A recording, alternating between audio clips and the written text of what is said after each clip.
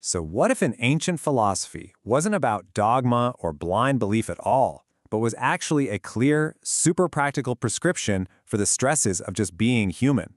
Today, we're going to reframe the Buddha's core teachings as exactly that, a master physician's guide to our own minds. Okay, let's dive right in. We're going to start with a statement that, I'll admit, sounds a little heavy. The Buddha said his entire teaching, the whole shebang, boiled down to just two things: suffering and how to end it. It's a really bold claim, and, on the surface, it might not sound all that uplifting. And that really brings us to the core question here. Is this a negative, pessimistic worldview, or is it something else completely, like a precise, compassionate diagnosis from a doctor who wants to see their patient not just feel better, but be totally healed and free? To figure that out, we're going to follow the Buddhist logic as if it were a four-step medical consultation.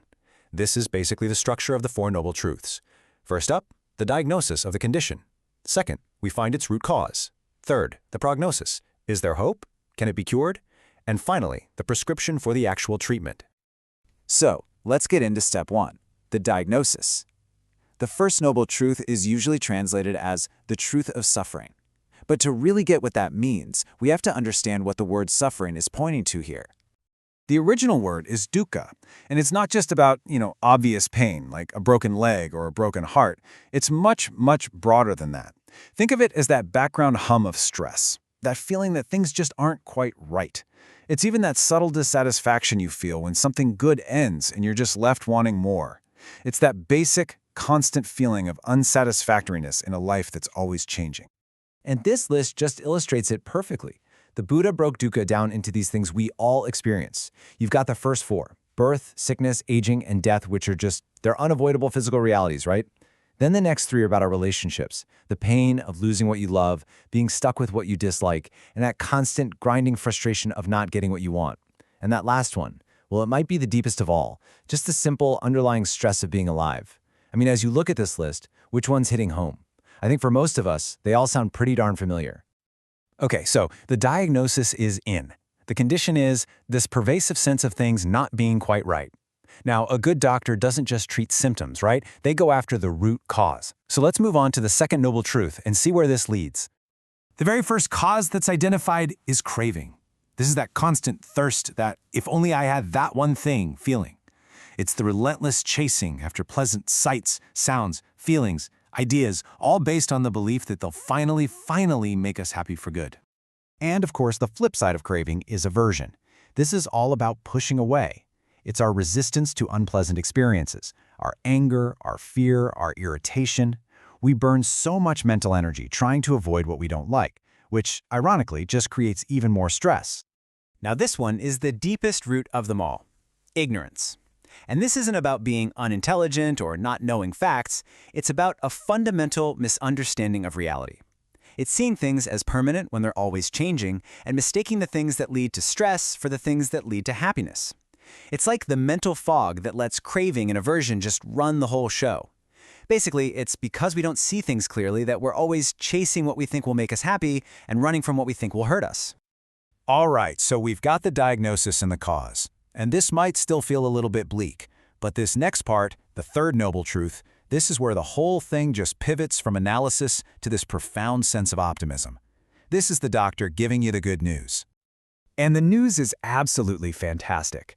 This condition, it's not chronic and it's not terminal. It is 100% curable. The stress and unsatisfactoriness we all feel are not some permanent part of who we are. So this is the crucial point. This isn't a philosophy about just, coping a little better or managing your stress. The prognosis is for a full recovery. The goal is the complete end of dukkha, a state of genuine, lasting freedom and peace. So if a cure is actually possible, what's the treatment plan? Well, that brings us to our final step in the consultation, the prescription.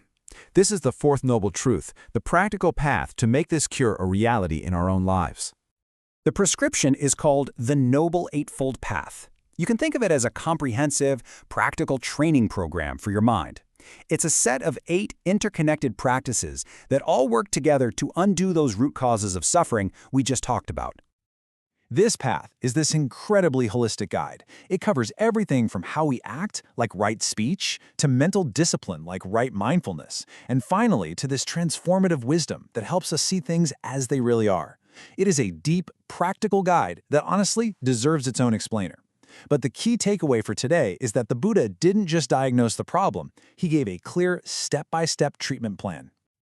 So what's the big takeaway from all this? I mean, how does knowing this framework actually change things for us, right now? Well, it offers a really profound shift in perspective. And here's where it gets incredibly practical in our day-to-day lives. On the left, you've got the default mode for a lot of us, seeing our pain as someone else's fault. They did this to me. This just adds layers of blame and anger on top of the original pain. But on the right, when you apply this wisdom, you can start to recognize that everyone, your parents, your partner, your kids, they're all dealing with their own version of those 8 universal sufferings. Now, this doesn't excuse bad behavior, not at all, but it stops us from creating more suffering for ourselves. And here's the beautiful paradox. Acknowledging this universal reality of suffering doesn't actually make us pessimistic. It does the complete opposite. When we finally realize we're not alone in our struggles, that this is just part of the human condition, we can let go of that whole why me story and start to develop real compassion for ourselves and for other people. So, in the end, that initial heavy-sounding quote about only teaching suffering, it leads us right here, to this ultimate purpose. Every single part of the teaching has one single taste, one single goal, the freedom that comes from truly understanding our own minds. And that leaves us with a final thought to ponder.